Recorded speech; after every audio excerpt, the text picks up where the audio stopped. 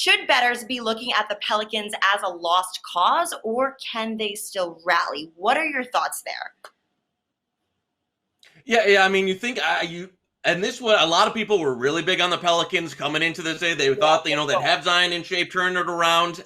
To be honest with you, the way that they managed Zion early on, it basically lended you to believe that making the playoff for them wasn't really that much of a priority. If they were really trying to go at it, and I know they say they want to manage his minutes, he wasn't. He took a little bit of time off, was outside the bubble. But you saw his workload really light in the first two games. They had to have those games. Now you're looking at a situation where they pretty much have to win out.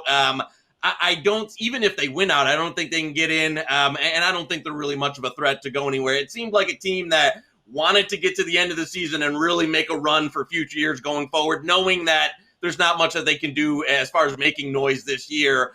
One team, and this team they've sold me the past couple of years as a team that I thought could get over the hump. We're never able to do it, as the Warriors got them time after time after time.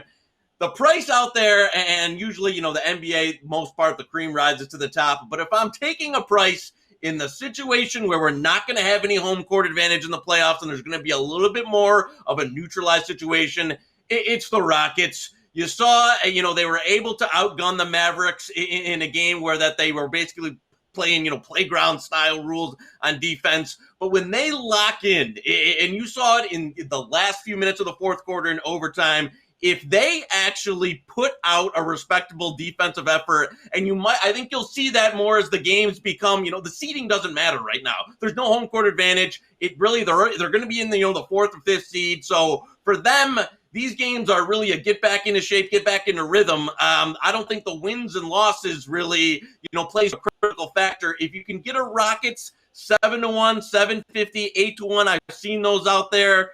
For me, that's a team, a high variance team with the way they shoot the three ball and some of the fact that I think they can, even though the rebounding and the defense doesn't look great on a night-to-night basis right now. I think you're going to get them in a playoff series. You get them where it matters a little more, and I think you'll get more of that effort throughout the game. That's a little bit, for me, on the futures table, if I'm buying one, it's only going to be on the Rockets. I don't think you can lay chalk here the way this is structured. Okay. All right. So, yes, the Pelicans, they are on thin ice, but not quite out just yet. And as you said, Joey, the Rockets are 2-0 since the return. You've got Harden, you've got Westbrook, you've got Rob Covington. They are reading like a team that people are underestimating, but they actually still have a shot to take the West. So that's something that will obviously become clearer over the next few weeks of games, something I'm very interested in seeing how that turns out. But looking at this week's games, now tonight we got the Celtics and the Heat at 6:30. We've got Rockets versus Blazers at 9 Eastern. And then, of course, just this week we have Thunder, Lakers, Grizzlies, Jazz, and, of course, the Celtics facing off against the Heat. So that's a lot going on, which I'm super excited about. But, Knish, who do you like this week? So give us our winners or losers from the Mickey Mouse Basketball League. Go.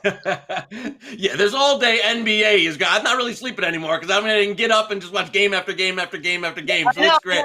I like the Celtics tonight. I think that the Heat, and again, we had just mentioned this, where the seeding doesn't take a huge priority now without home court advantage and trying to avoid it. So as far as the Celtics Heat, now you've got the Heat not on back-to-back, where I don't know if you're going to see these teams really push the limit with their starters and a lot of the lineup to kind of extend it on these back-to-backs, since the games itself, if you're already locked into a playoff position, now that you're not really battling for home court anymore, you're not going to catch, the get up to change your seed or the Bucks or anything. You're really kind of just playing, if you're locked into a playoff position, playing to get the team back into shape, get the rhythm back, get the shooting back. As we said, there's not a ton of priority on the real wins and losses. And I've got the Celtics, a team that I liked with Kemba a little healthier. They came back into the bubble. Tatum struggled for a game, got it back last game. And now you've got a Heat team. And this is presumptuous here. So I'll take the L here if I'm wrong. I think you'll see the Heat really go deeper into the bench, not play their starters a ton of minutes, and kind of lighten that workload, because you've just got guys coming back in the bubble. They've been off for 3 months. Why am I going to push my team on a back-to-back when this win and loss doesn't really have too much of effect as far as what I'm going to do for the playoffs? So I laid it with the Celtics -3. I'd still lay it -3.5. That's my favorite play of the night, and that's where I'm looking at as far as a game on the slate tonight for a decent play. Okay, awesome. So Joey says to trust in Boston over Miami. Now the Celtics are walking in tonight with a full roster. Obviously, no one is listed on the injury report, which is great, and that's been few and far between for them this season. So look for them to play hard against the Heat tonight for sure. That's going to be a really exciting game. Now, Knish, I did just want to get one more thing from you before we bring the other boys back in for the roundtable discussion, and that's some player props. Now, with all these games going on, it's obviously very easy to overlook some players, especially on teams that aren't super close to the playoff picture. But Knish, do you have any player props for us this week? Yeah, I'm gonna swim with the fish tonight and go right with the square player prop and just go with the Dame Lillard over tonight.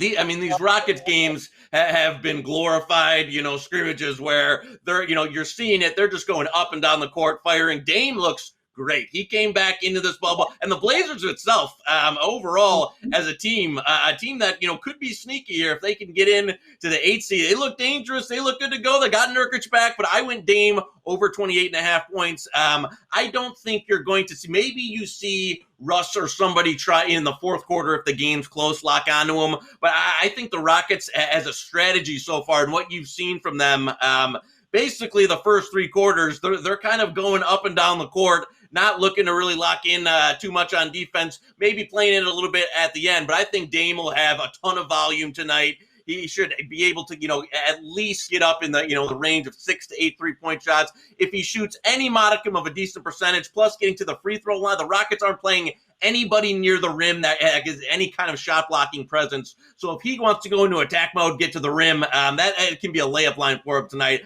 I think you'll see a ton of volume out of Lillard. The totals, these are up in the high 230s, 240. For me, Dame over 28.5 is a good look.